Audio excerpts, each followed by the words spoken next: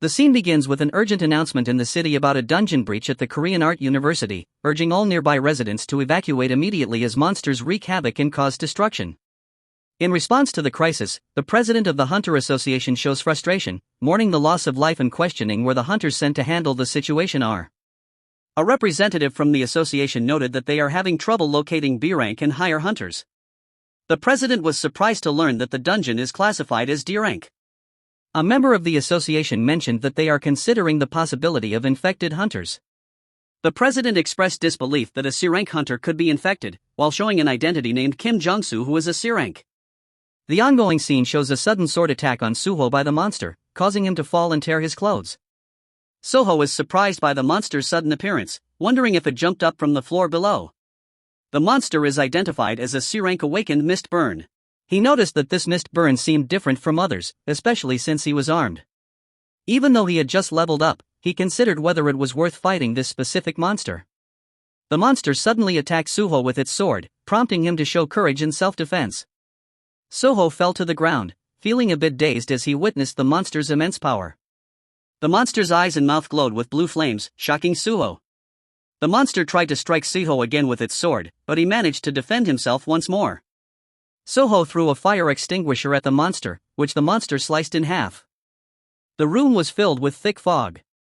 Suho quickly escaped outside, understanding the tough task of defeating such a fearsome foe.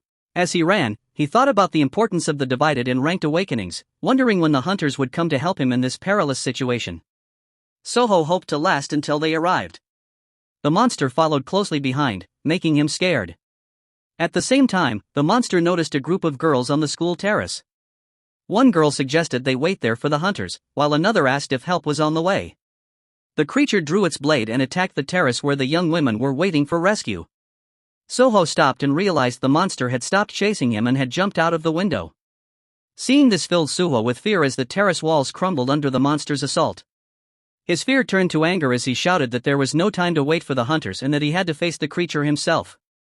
With resolve, Suho stepped forward and kicked the monster's back, provoking a fierce counterattack with its sword. Even though he recognized the threat of the monster's weapon, Suho knew he couldn't let it roam free and put others at risk. He braced himself to confront the creature directly to protect those in danger. Suho unleashed a flurry of punches against the monster, using all his strength with both hands. In retaliation, the monster struck back with its sword, causing a serious injury to Suho. He was then slammed against the wall with great force. Aware of his critical condition, Suho saw that his HP had dropped to 1 out of 140, but he refused to surrender, determined to defy the odds and win. Suddenly, the monster began to laugh wickedly. The monster understood that he had already defeated Suho, and this awareness boosted his evil confidence, making him an even more formidable foe. As the walls began to crack, Suho stood up again, refusing to give up. The walls opened, and the monster was now dangerously close to attacking Suho with full force. The system showed Suho's exhaustion level at 99, and as he started to fade, he realized he could no longer defend himself or continue fighting the monster.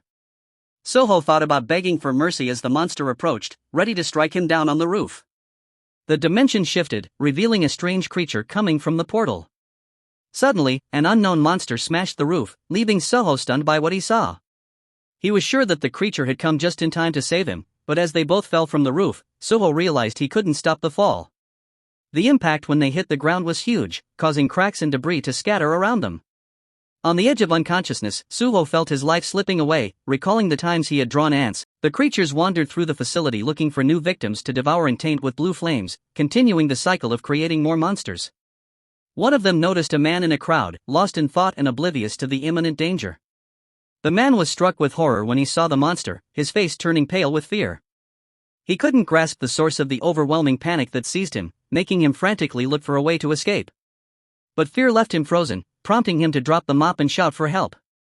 Holding his head in his hands, he crouched down in fright, not realizing that the attacking monster had already been defeated at that very moment.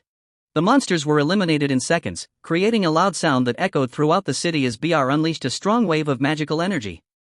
The nearby soldiers were puzzled by the sudden occurrence, sensing something strange and powerful nearby.